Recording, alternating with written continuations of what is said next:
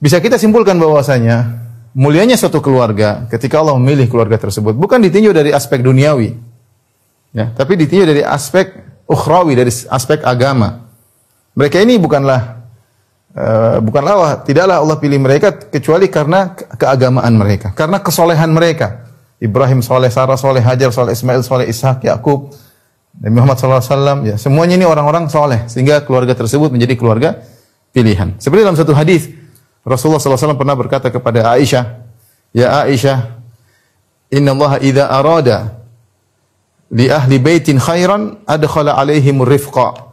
Kata Nabi SAW, "Wahai Aisyah, sesungguhnya kalau Allah ingin menghendaki kebaikan pada suatu keluarga, Allah akan masukkan kelembutan dalam keluarga tersebut. Allah akan masukkan kelembutan dalam keluarga tersebut." Jadi kalau kita dapati suatu keluarga lemah lembut, jauh daripada hiruk pikuk, jauh daripada teriak-teriak, ya, dari caci maki, itu keluarga dipilih oleh Allah Subhanahu wa taala.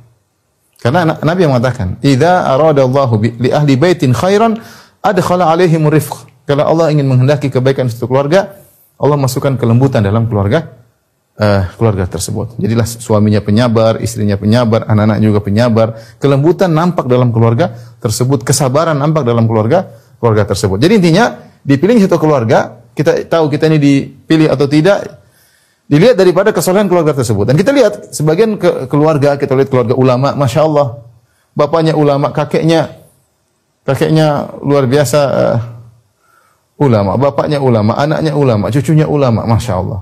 Jadi orang semua, ya. Tidak semua jadi ulama, tapi rata-rata orang baik, bermanfaat bagi masyarakat, bermanfaat bagi bangsa dan negara. Bukan keluarga yang korupsi, bukan keluarga yang pezina. Subhanallah, pilih keluarga tersebut. Ya, entah mungkin karena doa dari nenek moyang mereka, doa dari kakek-kakek mereka, tapi Allah jadikan keluarga tersebut keluarga yang berkah. Nah, kita ingin ketika kita pelajari keluarga Imran ini, kita ingin tahu bahwasanya keberkahan itu bukan dengan duniawi, bukan aspek duniawi, bukan karena semua keluarganya tampan berarti berkah semua. Keluarganya cantik-cantik, wajahnya wajah bule, ya, berarti keluarga berkah. Padahal bule potan, ya, keluarga berkah. Tidak ada, bukan ukuran duniawi. Dunia silakan, bukan berarti kalau orang keluarga pilihan harus miskin. Enggak. Silakan ahli ini, ahli, tapi agamis. Itulah keluarga yang berkah. Ya. Keluarga yang berkah. Tidak harus dia semuanya hafid Quran. Ada sebagian keluarga, masya Allah. Saya ketemu orang, Ustaz, anak saya 5 semuanya hafiz. Masya Allah. 5 orang semuanya hafiz. Masya Allah. Ya. Berkah, ya. Tapi bukan persyaratan bahwasanya harus semuanya jadi ustaz. Enggak. Tapi maksud saya, meskipun apapun kondisinya duniawi, tetapi dia agamis. Ya. Ini namanya keluarga yang berkah. Jadi Allah tidak melihat keberkahan pada aspek duniawi. Makanya kata Nabi SAW, "Inna Allah la yanzuru ila suwarikum wa la ajsamikum, walakin yanzuru ila qulubikum wa amalikum." Allah tidak memandang pada rupa kalian, pada paras kalian, tapi Allah lihat pada hati dan amal kalian. Itu yang Allah lihat. Ya. Ya, jadi bukan keluarga berkah yang semuanya anaknya cantik, tampan semua, enggak, atau semuanya sukses di duniawi, enggak, bukan itu. Apapun dia, sukses duniawi atau tidak, yang penting dia agamis, itulah keluarga yang berkah. Maka contohnya dalam hal ini, kita lihat tempat yang paling dicintai oleh Allah apa? Adalah Mekah, kota Mekah. Apa yang buat Allah mencintai kota Mekah? Kota Mekah, tempat yang berkah. Di situ ada Ka'bah, tempat beribadah. Kalau dilihat dari sisi duniawi, gersang. Nggak ada apa-apa. Ketika Nabi Ibrahim pertama kali meletakkan istrinya Hajar di situ, nggak ada apa-apa. Ya. Nabi mengatakan, aku meletakkan zurriyati fi biwadin ghairi dhi zar'in 'inda baitikal muharram. Aku meletakkan anakku di sini, ya Allah, suatu lembah yang tidak ada tumbuh-tumbuhan di situ, ya. Gersang, kering. Tidak ada yang berminat tinggal di Mekah. Ya. Mau lihat apa? Jalan sampai sekarang tidak enak Mekah, ya. Semerawut jalannya karena gunung-gunung. Mobil banyak yang rusak, tempat parkir enggak ada, ya. Mekah, tapi Allah paling cinta, negeri yang paling Allah cinta adalah kota Mekah. Kenapa? Karena ada Ka'bahnya di situ. Karena orang tawaf di situ, karena orang salat di situ, orang iktikaf di situ. Itu yang buat Allah menjadikan kota Mekah kota yang paling dicintai oleh Allah Subhanahu wa taala.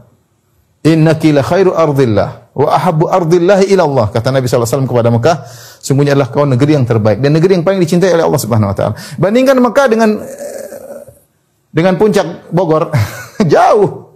Puncak Bogor, masya Allah, hijau dengan kebun-kebunnya, dengan pemandangan yang indah, mungkin ada air terjunnya, jauh lah di Indonesia dibandingkan dengan Mekah. Tapi yang jadi perhatian Allah adalah agamisnya. Jadi mau saya pada para peserta, para wali-wali murid, ya, kita tentu ingin anak-anak kita berhasil ya. Ya, kita ingin anak kita berhasil. Ada yang mungkin dokter, semua. Saya juga pun demikian. Saya ingin anak saya ada yang jadi dokter, ada yang jadi ustadz, ada yang jadi ini, ada yang jadi anu ya. Karena Islam membutuhkan semuanya. Islam bukan butuh ustadz saja. Islam juga butuh ilmuwan-ilmuwan yang pakar fisika, pakar kimia, mungkin pakar nuklir ya, pakar virus nanti, pakar vaksin. Islam membutuhkan semua ahli. Tapi harus agamis. Harus agamis. Mau jadi apapun yang penting agamis. Dia beribadah, dia sholat, ya, dia bertakwa. Ya, dia pandai 7 bahasa tapi dia rajin ibadah. Itu yang kita harapkan. Itulah yang disebut keluarga yang dipilih oleh Allah Subhanahu wa taala. Itu yang disebut keluarga yang berkah. Jangan sampai kita salah dalam apa namanya? Orientasi. Ingin anak-anak kita jago dalam dunia meskipun mengorbankan agamanya. Anak-anak enggak apa-apa enggak salat subuh, yang penting sekolahnya tidak terlambat. Kalau nggak sholat subuh, nggak ada masalah. Tapi kalau terlambat sekolah, kita ngamuk-ngamuk. Kita sejak anak kecil, kita sudah membiasakan dia untuk lebih perhatian kepada sekolahnya daripada sholatnya. Yang ngajarin siapa? Kita yang ngajarin. Jadi anak tahu ternyata yang lebih penting sekolah daripada sholat subuh, misalnya. Ya, harusnya kita nggak begitu. Kalau ingin keluarga kita berkah.